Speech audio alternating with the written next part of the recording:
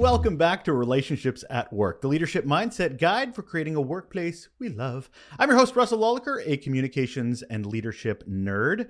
Well, that nerdery has experience behind it, over 2 decades of it. We also have a heap of curiosity over here on how we can make the workplace a better place. Now, if you're a leader trying to understand and improve your impact on work culture and the employee experience, can't forget that part, you're in the right place. You found yourself upon a mini episode of Relationships at Work, a quick and valuable bit of information that's on top of our regular show, usually under about 10 minutes. It's inspired as well by the Raw newsletter, which comes out every Thursday, as does this podcast. So welcome. I'm glad you're here. So what am I passing on to you? What's the topic for today? Interviews. The goodbye is as important as the hello. In any great organization, interviews are conducted along the employee journey. In the beginning, we call them onboarding. Frequent ones throughout our experience, commonly referred to as stay interviews, though I like to call them thrive interviews, because truthfully, we don't want employees just to stay, we want them to thrive. And of course, at the end, exit interviews.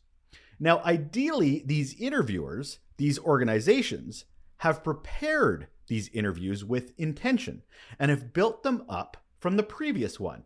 They just are this organic nature of the onboarding to the thrive/stay interview to the exit interview. All are informing each other. They're connected. I like to look at them as ways the organization isn't just only checking in on the success of the employee, but also a check-in on the organization's success in fulfilling the promises they made when they hired the employee to begin with. What enticed them to apply and the opportunity they were promised on day one? Are we still fulfilling those things? Could we do better? Where can we tweak? Just so you know, there is a side thing to this.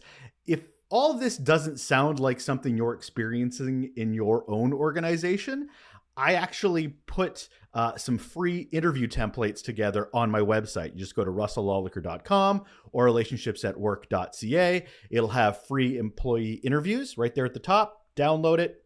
There you go. You got them. But before we get too much further down the interview rabbit hole from the organization standpoint, I want to flip it. I want to look at it from the employee side. We need to do that more because they're the ones that we're getting all this data and information from. You know, the people being interviewed. And employees, we should stress here, are not just frontline staff. They are leaders, managers, team members, colleagues. Doesn't matter. They all have an experience that they need to share from their employee journey. It's important to understand these interviews from the point of the interviewee, not just from the thou shalt of the organization and the interviewer. This is where empathy and compassion kick in. You know, those old chestnuts. For example, I recently had a conversation with a friend about to leave their organization. They had just been approached about doing an exit interview. Their response was they weren't sure whether they wanted to do it or not. Now, you might think this should be an automatic. You would think, of course, they want to share their experience to help those after them and guide managers in how to be better. But we have to ask the question of why an employee would even hesitate. This is where curiosity kicks in. As leaders, we have to understand our impact, current and historical, and this is a great opportunity for that. I should mention that the person leaving this organization, they were actually leaving a very toxic work culture. Weak leadership, unkept promises, manipulation, feeling undervalued, all the stuff you and I hate.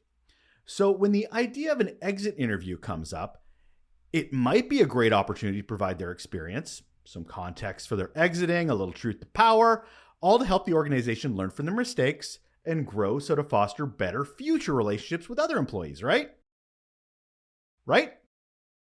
The reason this employee was hesitant in conducting this offered exit interview was because nothing they had ever seen to date or experienced to that point as an employee gave them any confidence that anything they would say in that exit interview would matter, would be acted upon, would be even listened to.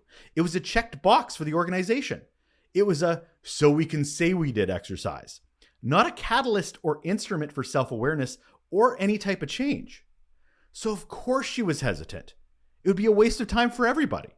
and be one more failure for her to have to experience. That is not a great way to leave an organization you're already wanting to leave.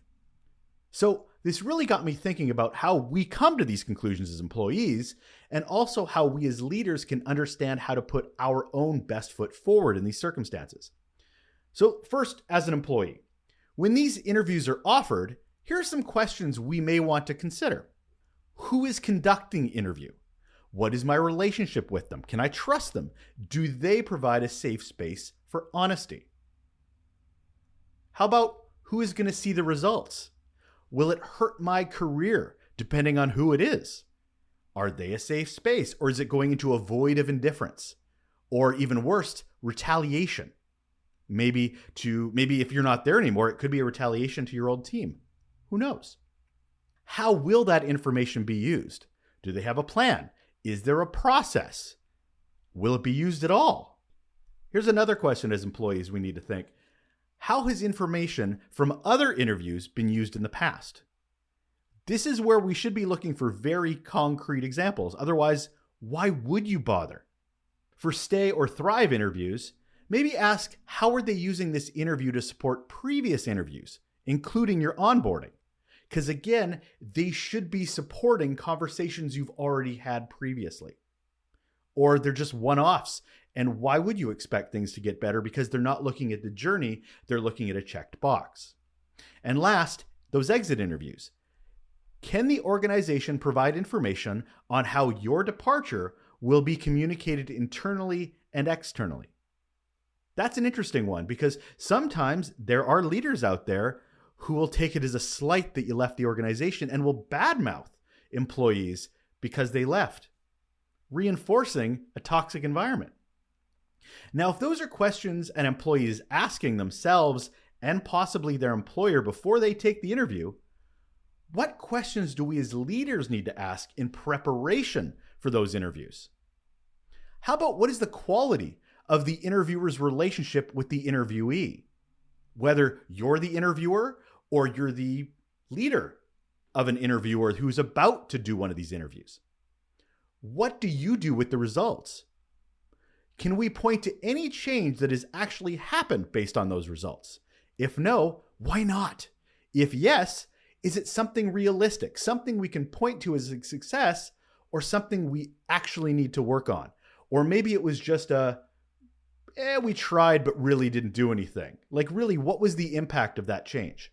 Last question that we can ask ourselves as leaders: how do these results connect to previous interview results with this employee? Do we have that process or those mechanisms in place? Are we looking at the employee journey, or again, as I mentioned, siloing off these conversations? Everyone is responsible for this valuable interview data. Everybody, the employee, and especially the interviewer. But there is a lot more to consider than just the interview. It's the context, the environment, the actions, the inactions around that data, the environment you're about to put the employee in. The employer is hopefully taking the right steps to collect needed information to support the employee's journey, regardless of where they are on it. But remember, it is the employee who is the one on that journey, and we have to support them, or are we really being leaders? We need to empower and support our employees in understanding the who, what, how, and why of these interviews, and to demonstrate and to show that their experience and voice matter.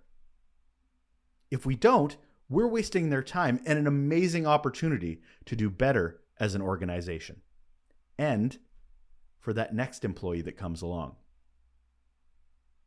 That's it. That is a wrap on the latest mini episode version of Relationships at Work, the leadership mindset guide to creating a workplace we love. I'm your host, Russel Lolacher. Thank you so much for joining. If you have a moment, I got an ask. I got a request. If you're on Spotify right now or Apple Podcasts, which the majority of listeners usually are, that's just stats, could you go into ratings and reviews and leave maybe a 5-star rating, maybe reviews on how you felt the podcast is going, how it's been valuable, helped you. Anything really helps. It's a thing to help the show grow, to get it discovered. Couldn't appreciate you more in doing that. Thank you for taking the time if you get a chance. Take care.